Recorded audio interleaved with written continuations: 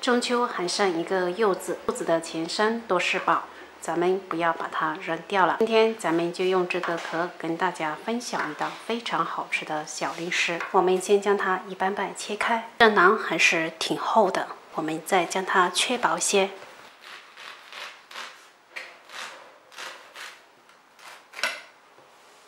再将它切成小块，切好装盆中，加适当的盐，用清水浸泡20分钟。20分钟后，泡出来的水还是有点黄的，咱们将它捞出来，直接放入冷水锅中，开大火将它煮开，煮开后再煮1-2分钟。 煮至柚皮完全吸足水分，像这样透明的状态就可以了。捞出，直接泡在凉水中，每隔2个小时换一次水。每一次换水都需要先挤干水分，再重新泡上清水。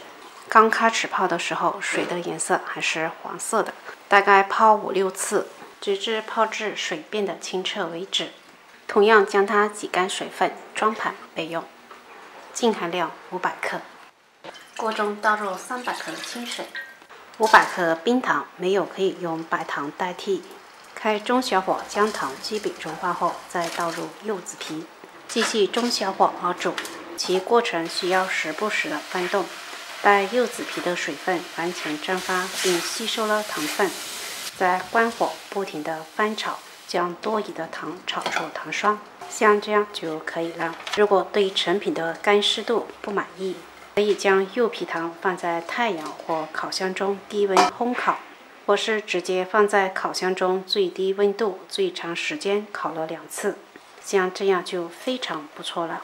咱们的柚皮糖就做好了，成品柚香十足，不会太甜也不腻口，平时可以当做润喉的小零食，非常不错，而且老少皆宜。